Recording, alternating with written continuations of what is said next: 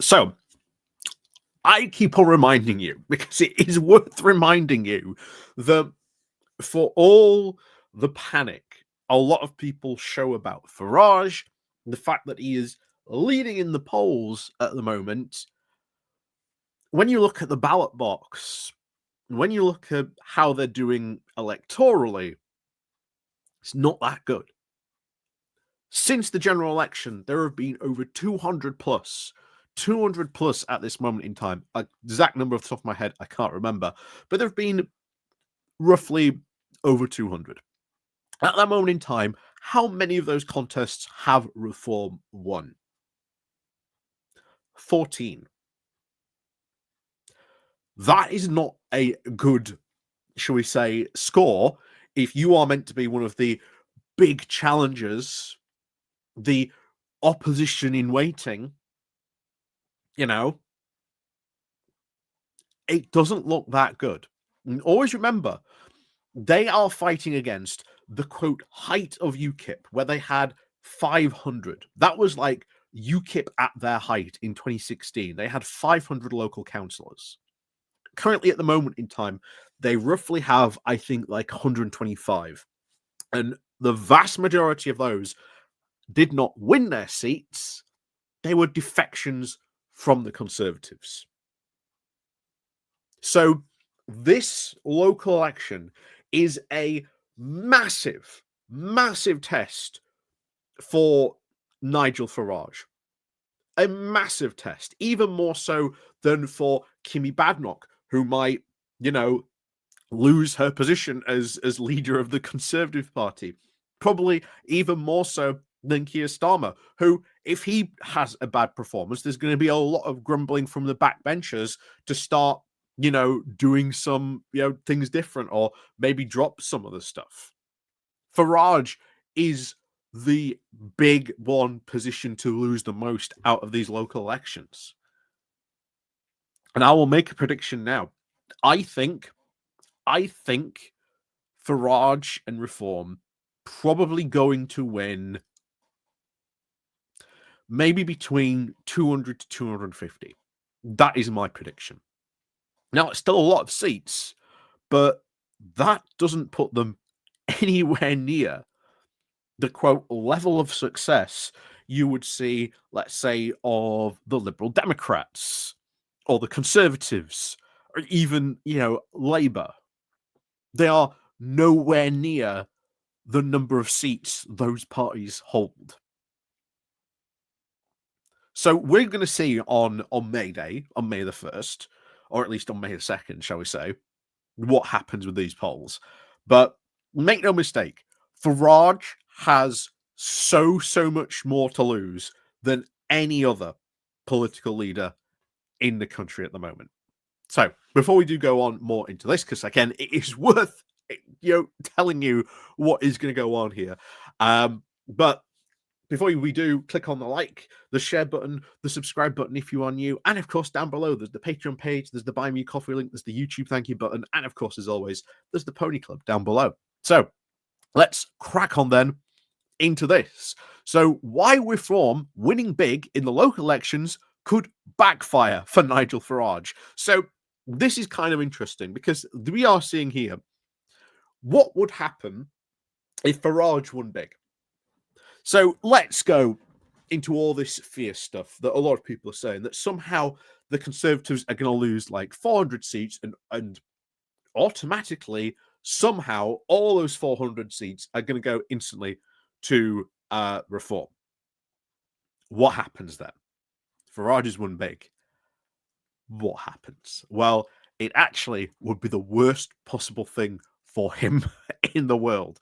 Let's go on into this. So Nigel Farage and Reform have now found themselves sitting very proudly at the top of various opinion polls since the general election last year.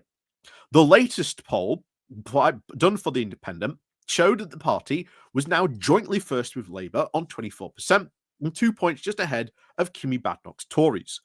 But on May the 1st, Farage and co will now face their first big electoral test, which could reveal if these polls are genuine or whether, when it comes to the ballot box, voters are now less inclined to put their cross by reform. And remember what I keep on telling you about all those by-elections that we've had. 14 wins out of 200 plus. We'll find out on May Day. So it is fair to say that May Day is now the very first serious test, of course, for Keir Starmer as well as that for Kimi Badenoch. But it is Farage, more than any other political leader, whose credibility is now riding on this set of elections. While multiple wins across the country will confirm the status as reform as now a serious political threat to its rivals, victory will also now bring serious challenges. There will be questions about Farage's style of leadership and whether his party can actually be one of government. So, as things stand, they are, of course, favourites to win the Runcorn Hesby by-election.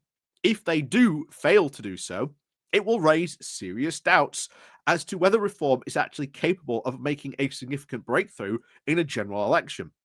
Added to that, the party's private polling suggests it will win in at least 3 of the mayoralties. The Tory defector, Andrew Jenkins, is heading the way in Greater Lancashire, the former boxer, Luce Campbell, in Hull and East Yorkshire, and Alexander James in Doncaster. Furthermore, the quote, bad boy of Brexit, millionaire Aaron Banks, cannot be ruled out of winning the West England mayoral race. The party also seems to be on course to be the quote biggest in the Lancashire, Nottinghamshire, and Derbyshire. On a really good day, they could even win a majority of 1 or even 2 of those county councils. Turnout is, of course, likely to be around a third of the eligible voters. But if reform cannot achieve a good result with a far more motivated voter base, they will probably be able to sweep to power in a 2029 general election. But in March, Farage ruthlessly dispatched one of his 5 MPs, Rupert Lowe, following the allegations of bullying and threats against his party chair, Zia Youssef. The decision, of course, to suspend Rupert Lowe on the basis of these allegations, although came just after 48 hours after he had given an interview claiming that reform was just a party of protest, describing Farage's leadership style as messianic. This now fed into even more allegations made by others who had been ditched by the party, such as the former deputy leader Ben Habib, that Farage is now unable to work as a team and is all about just him as an individual. While it is true that Farage's presence during the general election last year more than doubled the party's vote share from 7 to 15%, there now seems to be very little space for collaboration with others. Farage has denied this, but it is about to now be tested in county halls and mayoral offices across England.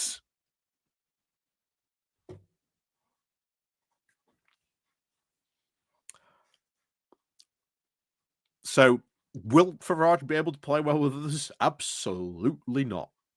Absolutely not. We know that. And then I like this. Could reform fall prey to, quote, Monty Python politics?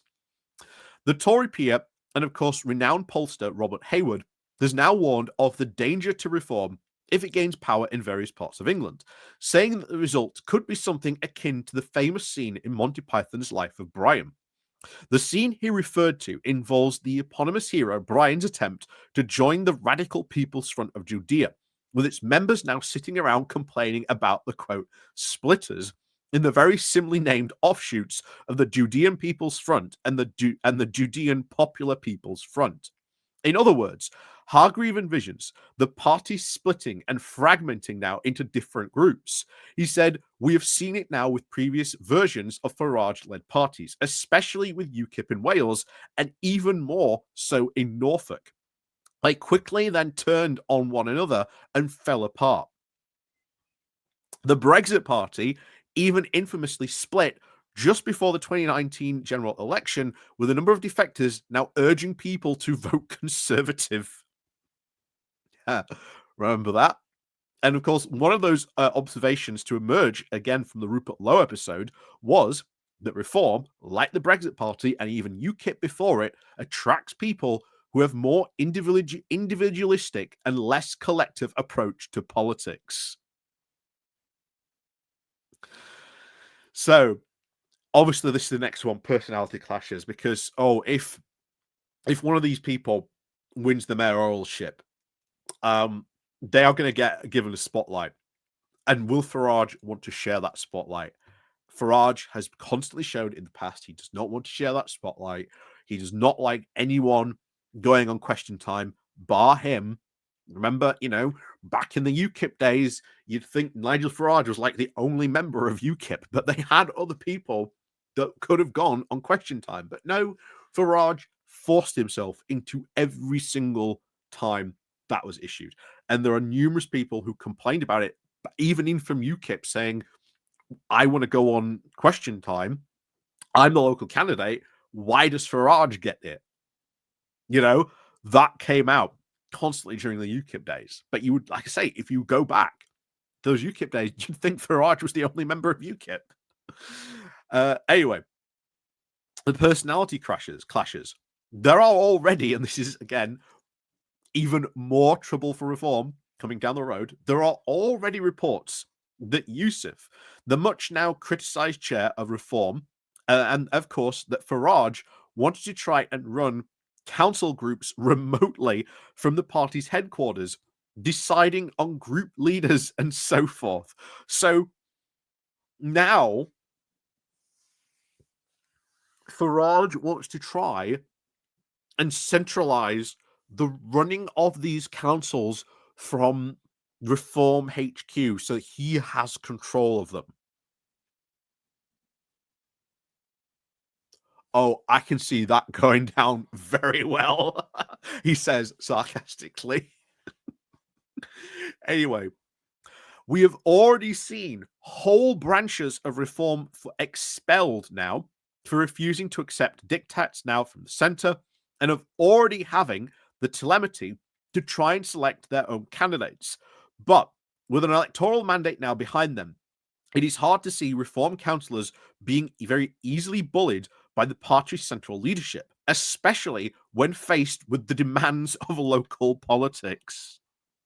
Oh boy, that'll be fun, because you can easily see that straight away with a council going, we want to spend money on this, but the diktat comes from, Farage saying, oh no, you've got to cut council budgets, you've got to cut this. They just turn around and say no, because if we do that, that'll lead to worse council services. We can't do that. Guarantee you now, we will be seeing stories like that in the future from reform. And then you've got to talk about these local mayors. But the now would-be mayors could even pose an even bigger problem. Campbell has gone rounds in the ring as a boxer. Jenkins is, of course, no shrinking violet. And Banks will not be taking instructions from anybody. The possibility of personal clashes is now very much on the cards once the warm glow of victory starts to fade. And then, of course, candidate vetting problems. This is already coming out.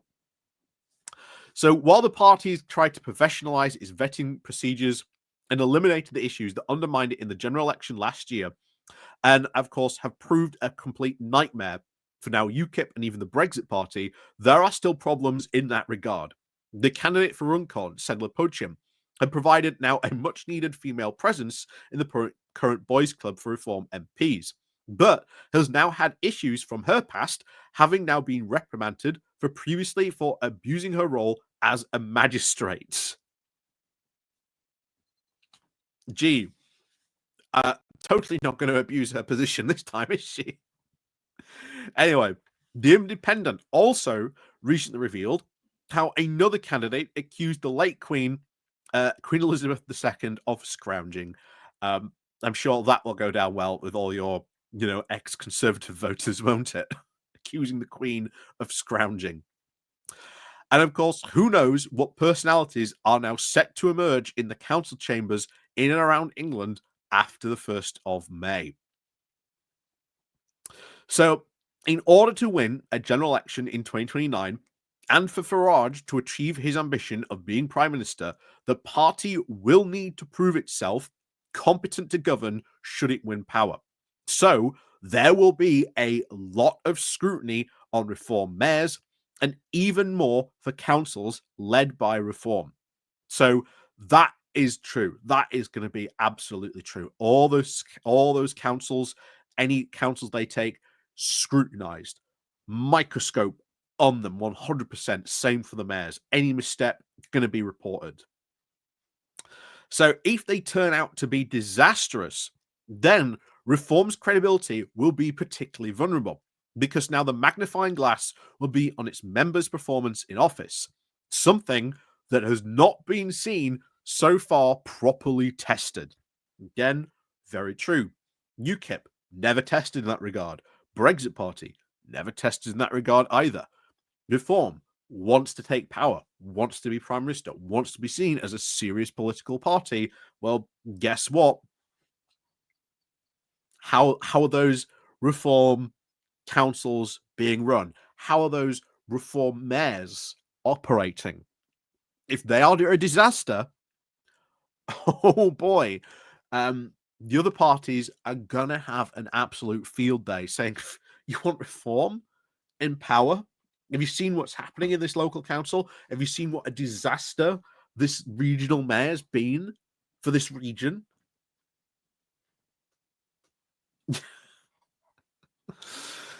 Anyway, so if, of course, the council groups fall apart or the party even ends up expelling people for refusing to take instructions from HQ, then a sense of chaos and incompetence will harm its future prospects. Reform can, of course, fairly argue that the problems in Labour-led Birmingham with its uncollected rubbish and giant rats should harm Starmer's prospects equally. But unlike Reform, both Labour and the Tories have now long histories of governments to fall back on. But the local elections are, of course, far from the major test, not just for Farage, but also for Badenoch as Tory leader and Starmer as Prime Minister. Unfortunately for Farage, the probability of failure at the ballot box for the two main parties is, as Hayward put it, largely now baked in. Expectation management has also long been in play. The Tories are defending 940 seats from a previous election they delivered that delivered them a very unusually high number of councils. So they know that they will lose hundreds this time around. Labour is already in, quote, midterm blues territory, but there are others likely to point to a very low turnout, making these results meaningless. It may be, though, that of course Badenoch will struggle to survive beyond May 2026, with a whispering campaign already now against her. Suggestions that Robert Jerrick and even James Cleverly could replace her, and of course, no sign of a Tory revival. Win or lose, it will be Farage whose credibility is now most at stake from what happens on and after the 1st of May. So there you go. So if Farage loses, if, this really popular party that has only won like 14 by-elections of like out of 200 plus, that have taken place since the general elections, loses, then yeah, Farage's credibility, he's not a serious electoral threat. If he wins, then, oh boy, scrutiny will abound upon these councils. What will happen? Will they accept taking, dictates from the, senior central HQ when, the demands of local politics are absolutely, even more multifaceted than that of just being sat at Westminster? You've got the infamous little black book of not Robert Jenrick, not Matt Hancock, can't even remember his name. Ex-Tory whip. I've forgotten his name now. Oh, but yeah, he had this little black book of like he knew everything that was going on at these local council levels and used it to some immense power plays back in the days under the Boris Johnson governments, and even the not Theresa May, but Liz Truss time. some of this stuff is wildly important when it comes to this. You can't just centrally say this type of stuff to say you must do this at local councils, because what if they say no? You're going to give them the boot, you're going to expel them. And it is right. There will be so much scrutiny, so much scrutiny on what happens with these regional mayors or councils.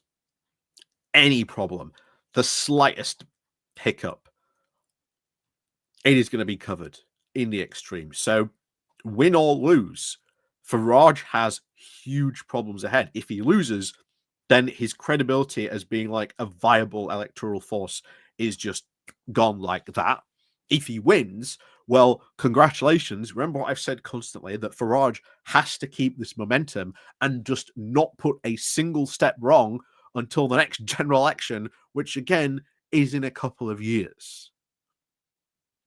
Do you really think he's going to be able to not put a step wrong? Look at the damage that all the Rupert Lowe stuff has done to reform. So yeah, we'll find out. We'll find out. Don't get me wrong, but yeah, it's going to be interesting to see what happens. So, as always, let me know what you think down below. And of course, it is Wednesday, so there will be a Pony Club. So you can check that out by either joining the Pony Club down below or the Patreon as well. Or you can buy me coffee by the link down below, or there's the YouTube thank you button. So, as always, we'll see you all next time. And of course, we'll see you all very soon.